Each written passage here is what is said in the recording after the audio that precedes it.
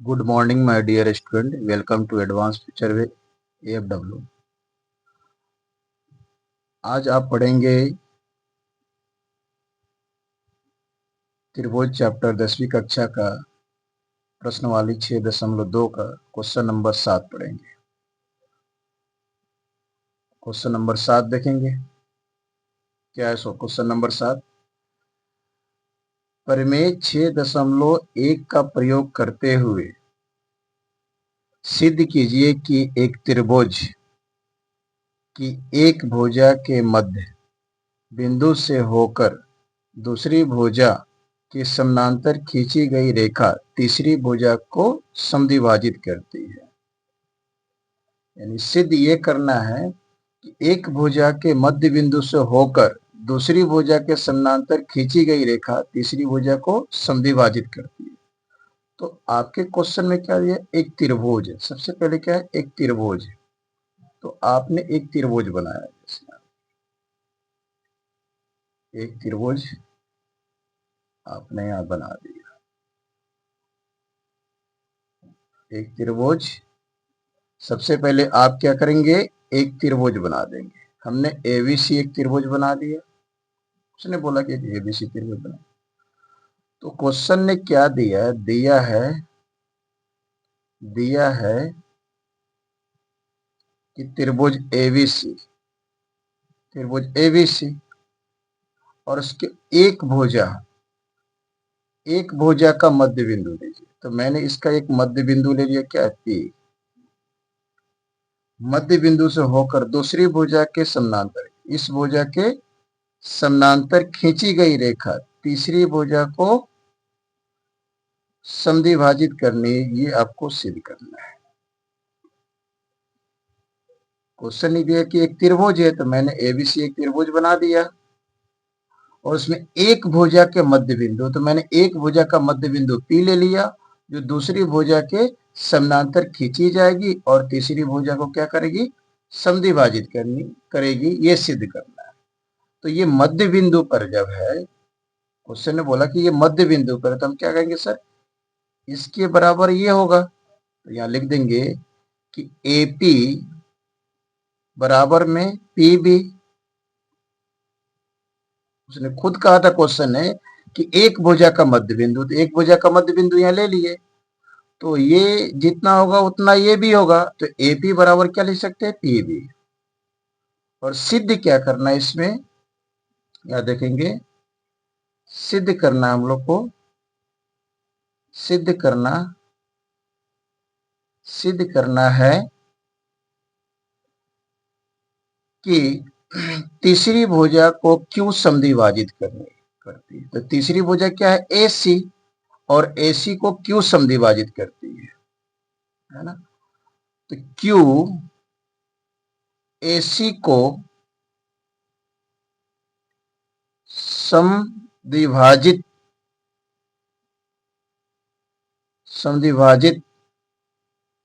करता है। तो समद्विभाजित करता है, इसका मतलब क्या हुआ? AQ QC के इक्वल होगा, AQ QC के इक्वल होगा, यानी बराबर। ओके। तो आपने यह देखा कि भैया मध्य बिंदु पद P है और Q AC को समद्विभाजित करता है। तो आप यहाँ क्या लिख सकते हैं कि सर ये मध्य बिंदु पर है, यानी P मध्य बिंदु पर है, Q जो है ना ये AC को समद्विभाजित करता है। तो आप यहाँ लिख सकते हैं AP बटा PB, AP बटा PB, क्योंकि ये मध्य पर है। फिर इसके इक्वल में लिख सकते हैं, और ये Q समद्विभाजित कर रहा है AC को, तो क्या लिख सकते हैं? AQ बटा में QC। ओके। और आप ये देख रहे हैं कि AP बटा BP है, तो आप क्वेश्चन में भी देख रहे हैं कि यहाँ दिया हुआ है कि AP बराबर क्या है? PB है। तो आप यह लिख सकते हैं कि AP तो लिख दिए और PB के इक्वल AP है, तो आप यहाँ AP लिख सकते हैं इक्वल AQ बटा QC। और एपी एपी से कैंसिल हो जाएगा, एपी एपी से कैंसिल हो जाएगा तो क्या हो गया, एक हो गया। अब यहां देखेंगे हम सॉल्यूशन को आगे, तो एक इजकल टू ए क्यू बटा क्यू सी, और जब क्यू सी यहां पर डिवाइड है तो इससे मल्टीप्लाई हो जाएगा 1 में, तो q c is equal to a q. तो आपने देखा कि QC जो है ना वो AQ के क्या इक्वल है, यानी QC AQ के इक्वल है। तो QC AQ के इक्वल है, इसका मतलब Q क्या है, Q AC को समद्विभाजित करता है, सिद्ध हुआ। Q AC को समद्विभाजित करता है, समद्विभाजित करता है, ये सिद्ध हुआ। नहीं, एक बार और समझने की कोशिश करेंगे। क्वेश्चन में दिया था कि एक त्रिभुज है और एक त्रिभुज के मध्य बिंदु, तो भैया एक त्रिभुज का भैया त्रिभुज की भैया एक भुजा का मध्य बिंदु ले लिए, एक त्रिभुज एबीसी मैंने बना दिया और इसकी एबी का एक मध्य बिंदु क्या ले लिया, पी। दूसरी भुजा के समानांतर खींची जाएगी, तो समानांतर खींच दिए, जो तीसरी भुजा को क्या करेगी, वे समद्विभाजित करेगी। तो हमने देखा कि क्वेश्चन में क्या बोला था कि त्रिभुज है, तो मैंने यहाँ दिया है, लिख दिया कि त्रिभुज एबीसी है, और जब ये P मध्य बिंदु पर है तो AP बराबर PB होगा, मैंने AP बराबर PB हो गया। और सिद्ध करना था कि भैया तीसरी भुजा को Q क्या करता है, समद्विभाजित करता है, तो यहाँ पर सिद्ध करना है कि Q AC को समद्विभाजित करता है। जब Q AC को समद्विभाजित करेगा Q, तो हम लिख सकते हैं AQ QC के बराबर होगा। तो मैंने देखा कि जब ये इसके बराबर होगा और ये इसके बराबर है तो क्या लिख सकते हैं, AP अपॉन PB, तो AP अपॉन PB लिखा गया, बराबर AQ upon QC, AQ upon QC, तो AQ अपॉन QC लिखा गया। अब यहाँ देखा गया कि AP PB के इक्वल है और PB AP के इक्वल है, तो जहां AP होगा वहां PB पुट कर सकते हैं और जहां PB होगा वहां AP पुट कर सकते हैं। तो मैंने यहाँ AP को AP रहने दिया और PB के प्लेस पर मैंने क्या रख दिया, AP को रख दिया। अब ये कैंसिल हो गया, इधर वाला ज्यों के त्यों लिखा गया था AQ अपॉन QC। अब एक के बराबर में क्या होगा, AQ बटा QC हो गया, QC बटा में तो यहाँ भागा में है तो जाके एक में गुना हो जाएगा, QC इक्वल टू क्या बोल सकते हैं, AQ। जब ये दोनों इक्वल हमको दिखाई दिया क्वेश्चन में दोनों ये पार्ट और ये पार्ट इक्वल दिखाई दिया, इसका मतलब क्या बोल सकते हैं, Q AC को समद्विभाजित करता है, ये क्या हुआ, सिद्ध हुआ। नेक्स्ट क्वेश्चन हम देखते हैं 6.2 का 8 नंबर क्वेश्चन। क्या देखेंगे हम लोग, 8 नंबर क्वेश्चन देखेंगे। तो 8 नंबर क्वेश्चन कर रहा है, प्रमेय 6.2 का प्रयोग करते हुए, किसका, प्रमेय 6.2 का प्रयोग करते हुए सिद्ध कीजिए कि किन्हीं त्रिभुज की किन्हीं दो भुजाओं के मध्य बिंदुओं को मिलाने वाली रेखा तीसरी भुजा क्या है, समानांतर है। तो त्रिभुज के किन्हीं दो भुजाओं के मध्य बिंदुओं को मिलाने वाली रेखा तीसरी भुजा के समानांतर है। तो सबसे पहले यहां देखेंगे कि भैया कह रहा है क्वेश्चन कि एक त्रिभुज है, तो मैंने एक त्रिभुज बना दिया, ये त्रिभुज बना दिया, ABC मैंने एक त्रिभुज बना दिया। इसमें कह रहा है किन्हीं दो भुजाओं के मध्य बिंदुओं को मिलाने वाली रेखा, किन्हीं दो भुजाओं के मध्य बिंदुओं को मिलाने वाली रेखा, तो PQ समझ लीजिए किन्हीं दो भुजाओं के मध्य बिंदुओं को मिलाने वाली रेखा है, और सिद्ध करना है कि ये तीसरी भुजा के क्या है, समानांतर है, यानी BC के समानांतर क्या होना चाहिए, PQ।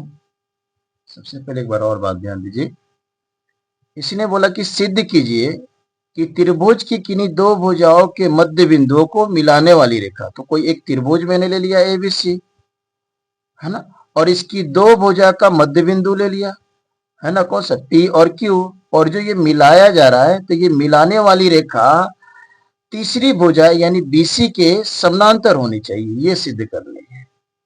तो सबसे पहले क्वेश्चन ने दिया क्या है, क्वेश्चन ने दिया है क्या दिया है कि एक त्रिभुज है, तो मैंने त्रिभुज का नाम एबीसी रख दिया। और क्वेश्चन ने कहा था कि भैया किन्हीं दो भुजाओं का मध्य बिंदु, तो एक भुजा का मध्य बिंदु एपी हो गया और एक भुजा का मध्य बिंदु क्यू हो गया। यानी एबी का मध्य बिंदु पी हो गया और एसी का मध्य बिंदु क्यू हो गया।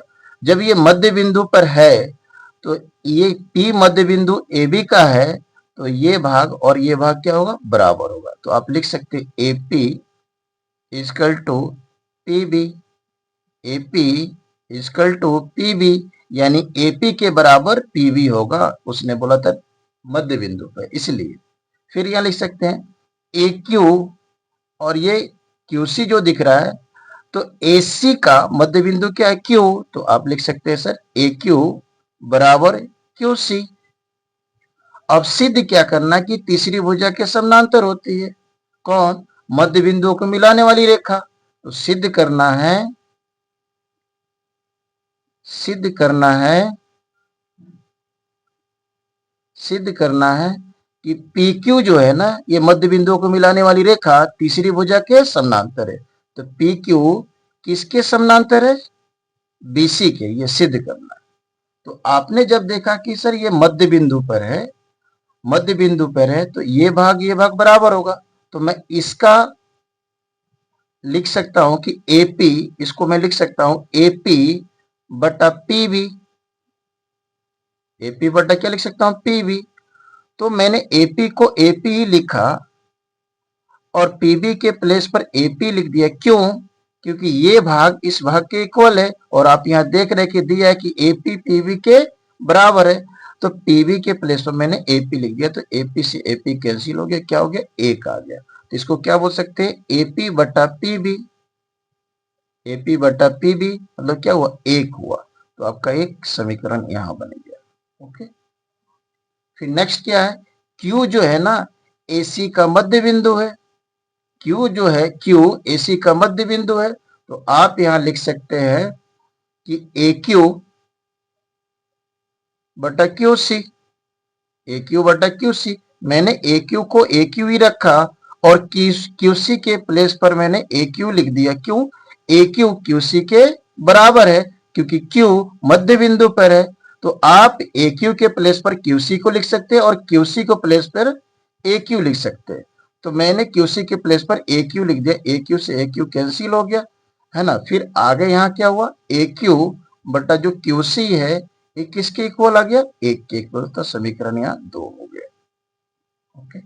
तो आप आगे देखेंगे कि समीकरण 1 और 2 से, समीकरण 1 और 2 से देखेंगे तो आपको क्या मिलेगा, समीकरण 1 का जो आरएचएस भाग है समीकरण 2 के आरएचएस भाग के बराबर है। तो समीकरण जब 1 का और समीकरण 2 का आरएचएस बराबर है, तो एलएचएस भी आप क्या लिख सकते हैं सर, ये बराबर होगा। तो क्या लिख सकते हैं यहाँ पर, एपी बटा पीबी बराबर ए क्यू बटा क्यू सी। हो गया। तो आपने यहां देखा कि सर ए क्यू बटा पीबी, एक सॉरी एपी बटा पीबी, फिर ए क्यू बटा क्यू सी। तो ए क्यू बटा क्यू सी, तो जब आपने लिख दिया कि एपी बटा पीबी, ए क्यू बटा क्यू सी, जब ये बराबर है, इस और इस भाग का जो रेशियो है ना, और इस भाग के अनुपात के क्या है, बराबर है। तो आप ये समझ जाएंगे कि भैया पी क्यू बीसी के समानांतर है। पी क्यू बीसी के समानांतर है, किससे, तो विलोम विलोम बीपीटी से, यानी थेल्स प्रमेय से, या समानुपातिकता प्रमेय से आप बोल सकते हैं कि सर ये समानांतर है, यानी थेल प्रमेय से समानांतर है। क्योंकि आप जानते हैं कि समरूप त्रिभुज में आपने पढ़ा भी था कि समरूप त्रिभुज की संगत भुजाएं क्या होती है, समानुपाती होती है, और संगत कोण क्या होते हैं, बराबर होते हैं। तो आपने देखा कि ये एबीसी जो त्रिभुज है, इसकी भैया ए भुजाओं का अनुपात इस भुजाओं के अनुपात के क्या है, बराबर है। तो आप बोल सकते हैं कि भैया कि पी क्यू बीसी के समानांतर होगा। तो ये भी आपका सिद्ध हो। अब क्वेश्चन नंबर 6.2 का 9 देखेंगे। 9 में क्या है देखते हैं क्वेश्चन। एबीसीडी एक समलंब है, यानी एबीसीडी एक समलंब चतुर्भुज है जिसमें ए बी डीसी के समानांतर, यानी ए बी समानांतर क्या है डीसी, तथा इसके विकर्ण परस्पर बिंदु ओ पर प्रतिच्छेद करते हैं। और दर्शाइए कि AO बटा BO बराबर CO बटा DO, यानी आपको प्रूव करना है, सिद्ध करना है कि AO बटा BO बराबर CO बटा DO होना चाहिए। तो सबसे पहले क्वेश्चन ने क्या बोला कि एक समलंब चतुर्भुज है, तो सबसे पहले हम फिगर में बनाएंगे कि एक समलंब चतुर्भुज है। क्या बनाएंगे? एक समलंब चतुर्भुज का हम फिगर बना देंगे। एक समलंब चतुर्भुज का चित्र बनाएंगे, एक समलंब चतुर्भुज का चित्र बना देंगे जिसमें ए बी के समानांतर क्या होना चाहिए? डीसी होना चाहिए। तो ए बी यहां हो गया और सी डी यहां हो गया। तो आप देख रहे कि ए बी ये डीसी के क्या होना चाहिए? समानांतर होना चाहिए। क्वेश्चन ने दिया है, हो गया। अब इसमें हम क्या करेंगे, क्वेश्चन ने क्या बोला, इसके विकर्ण परस्पर ओ पर प्रतिच्छेद करते। तो जो इसके विकर्ण होंगे, जो आप देख रहे कि ये विकर्ण जो होगा इसका, ये विकर्ण, ये हो गया इसका विकर्ण, ये कहां प्रतिच्छेद करते हैं? तो इसके विकर्ण जो है ना ओ पर प्रतिच्छेद करते हैं। कहां प्रतिच्छेद करते हैं? ओ पर प्रतिच्छेद करते हैं। अब एक हम रचना करेंगे, एक रचना करेंगे कि ए बी के समानांतर एक रेखा यहां से ड्रॉ कर दे रहे, खींच दे रहे। तो ए बी के समानांतर मैंने एक रेखा यहां पर खींचा जिसका नाम दे दिया पी क्यू, हो गया। तो इसको हम रचना में लिख देंगे कि हम रचना कर रहे हैं कि भैया ये रचना क्या की है कि भैया मैंने पी क्यू एक रेखा खींचा किसके समानांतर? ए बी के। तो आप जब देख रहे हैं कि जरा ध्यान दीजिएगा कि पी क्यू आपने समानांतर रेखा खींचा ए बी के, और ए बी किसके समानांतर है? क्वेश्चन में दिया ए बी किसके समानांतर है? डीसी के। तो आप यहां लिख सकते हैं डीसी, यानी पी क्यू ए बी के जब समानांतर है तो पी क्यू डीसी के भी समानांतर ही होगा, है कि नहीं? अब यहां देखते हैं हम क्या, अब यहां फोकस करेंगे कि मैंने एक समानांतर खींच दिया। अब यहां देखिए एक त्रिभुज आपको दिख रहा है कि जैसे कि आप ए डी बी, आप जब ये त्रिभुज देखेंगे ए डी बी, आपने एक त्रिभुज देखा है ना, और इस त्रिभुज में देख सकते हैं कि ए बी पीओ के क्या है? समानांतर है। ए बी पीओ के समानांतर है। तो हम नाम लिखते हैं कौन सा त्रिभुज? त्रिभुज A D B. A D B इसमें क्या समानांतर दिख रहा है? तो ए बी के समानांतर पीओ, तो ए बी के समानांतर पीओ, ए बी के समानांतर क्या है? पीओ। ए बी के समानांतर क्या है आपका? पीओ। अब जब आप देख रहे हैं कि जब ये ए बी डी और ये पीओ समानांतर है, तो आप जानते हैं कि किसी त्रिभुज में एक भुजा के समानांतर खींची गई रेखा अन्य दो भुजाओं को, ये दो भुजा जो है इसको समान अनुपात में विभाजित करती है। किसी भी त्रिभुज, यहां देखिए, किसी भी त्रिभुज की एक भुजा के समानांतर अगर कोई रेखा खींची जाए तो अन्य दो भुजाओं को दो बिंदुओं पर काटती है, अलग अलग बिंदुओं पर काट देती है। तो उनकी भुजाओं का अनुपात क्या होता है? समानुपाती होता है। तो आप लिख सकते एपी बटा पीडी, फिर बीओ बटा क्या? डीओ। ये क्यों लिखा गया?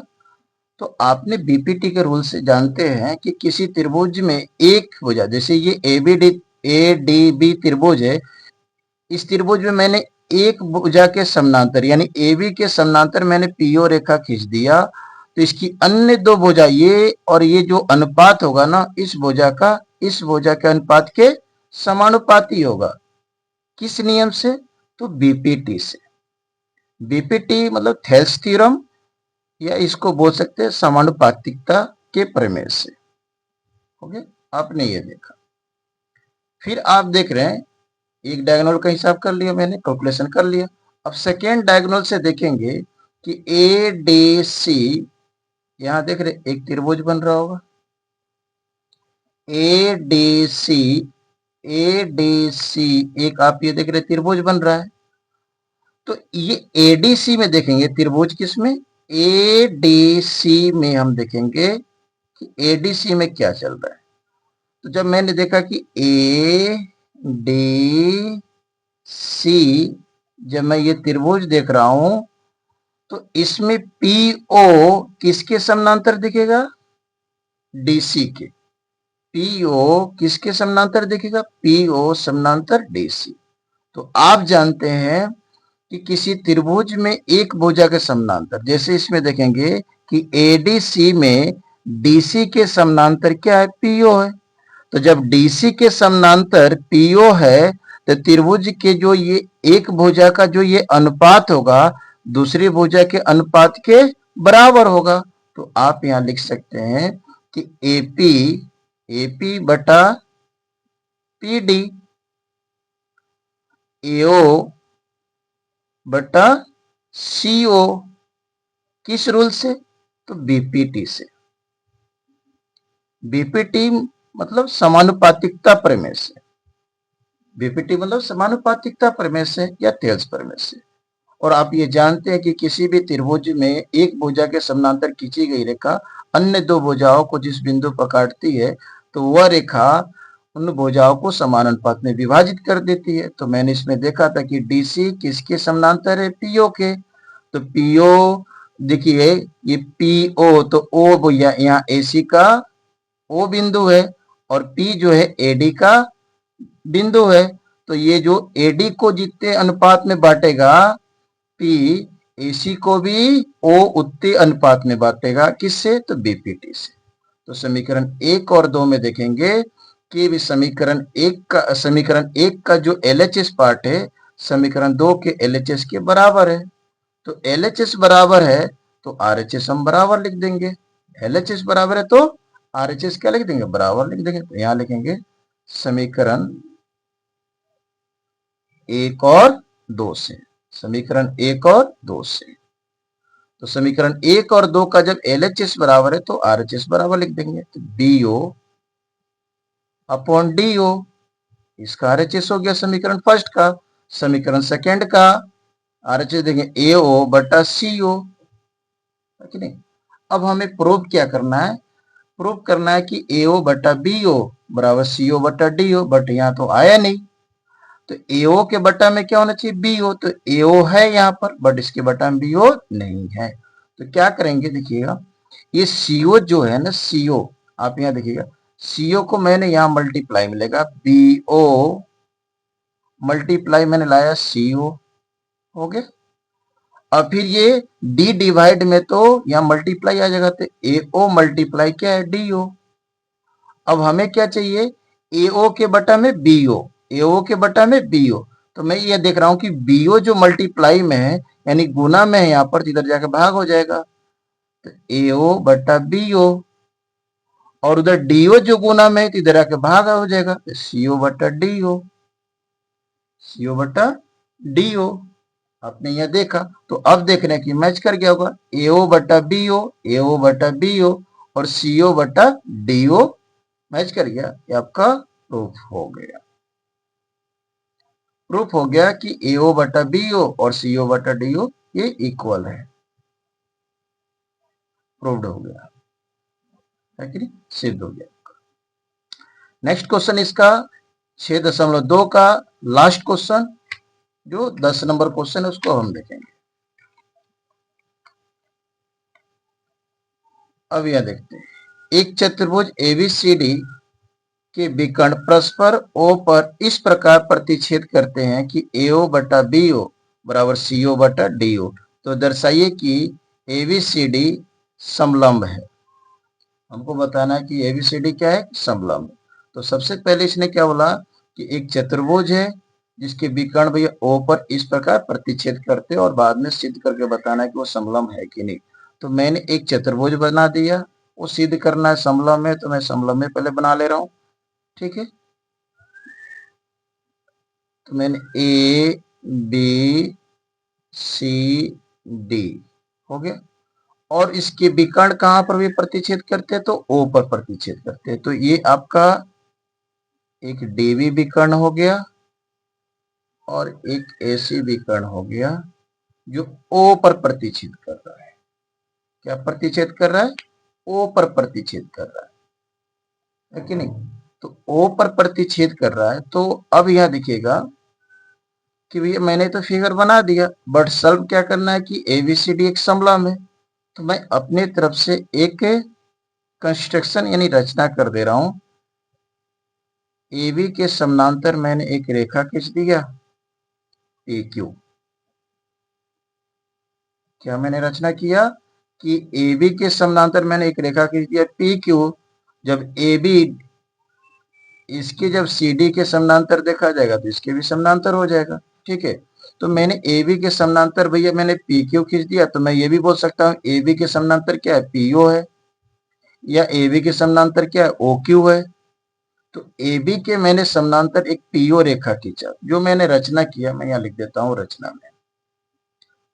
रचना मैंने किया, जरा ध्यान दीजिएगा कि AB जो PQ जो है ना, किसके समानांतर मैंने खींचा भैया? AB के।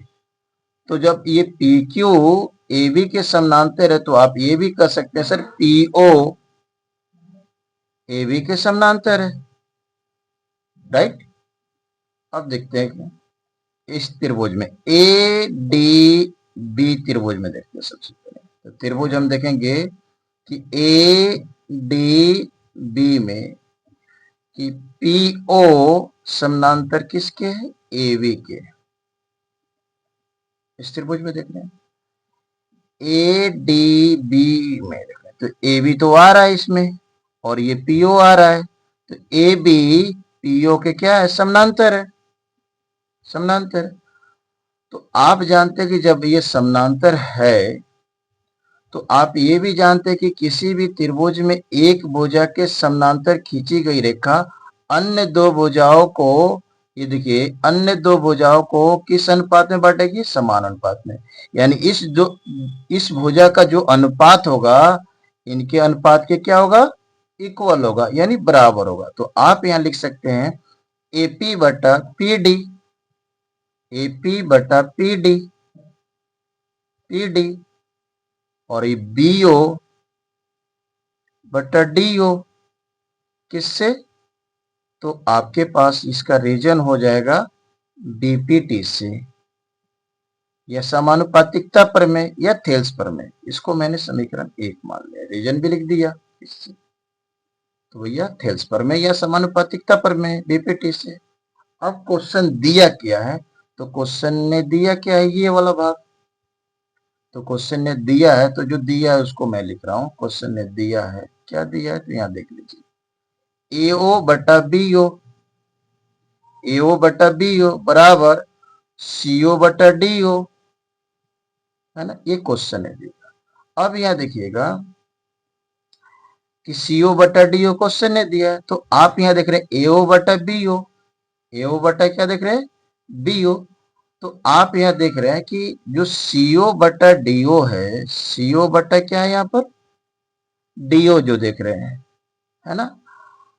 और यह क्या? ए बी बटा क्या है? बीओ है। तो सबसे पहले आप देखेंगे कि जब ए बी बटा बीओ आपने लिखा और सीओ बटा डीओ लिखा, तो ये क्या दिख रहा है? ये क्या दिख रहा है भैया? आपको ये दिखा कि जरा ध्यान दीजिए सर, ये तो क्वेश्चन में दिया हुआ है। क्वेश्चन में क्या हुआ है? दिया हुआ है। तो आप यहाँ बोल रहे हैं, जरा ध्यान दीजिएगा,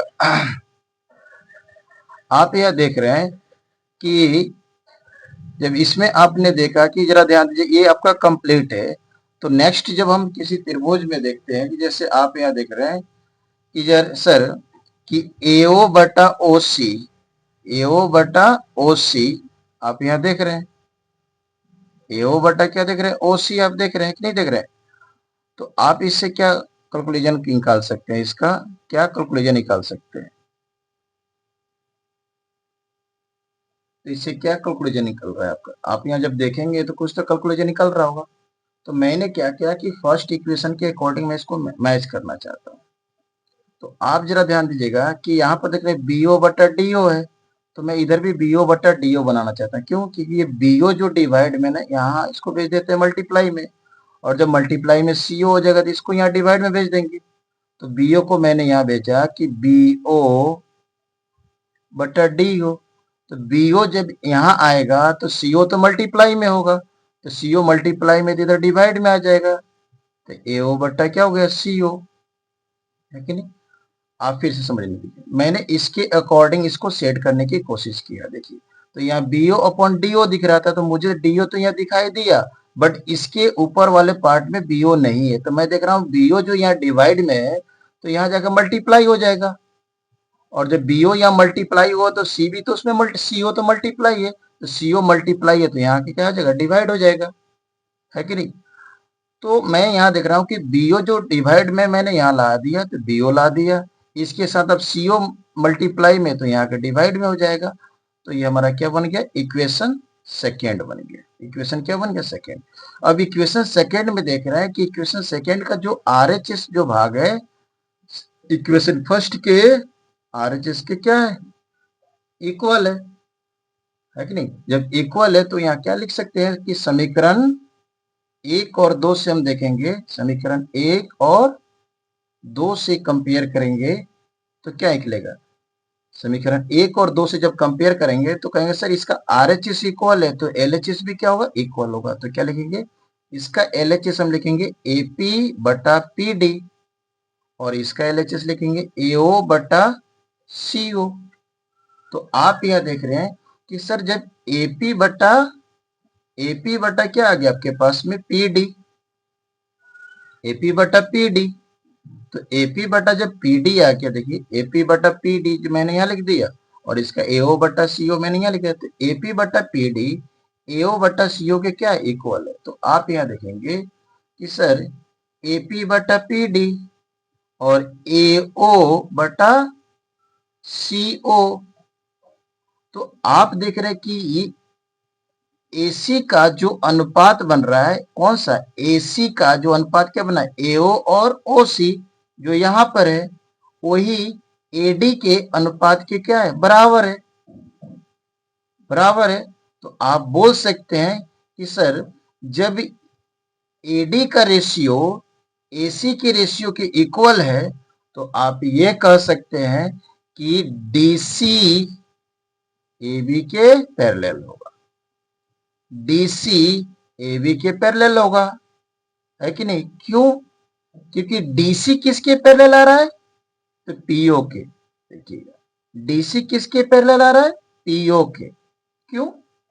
क्योंकि किसी भी त्रिभुज में अगर एक भुजा के समानांतर खींची गई रेखा अन्य दो भुजाओं को समान अनुपात में विभाजित करता है, तो अन्य दो भुजाओं को समान अनुपात में अगर विभाजित हो तो यह तीसरी भुजा इस भुजा के समानांतर होगी। तो आपने यह देखा कि सर एपी बटा पीडी और एओ बटा ओसी, जब इनका एसी और एडी का रेशियो बराबर है तो आप क्या बोल सकते हैं, सर पीओ डीसी के क्या है, समानांतर है।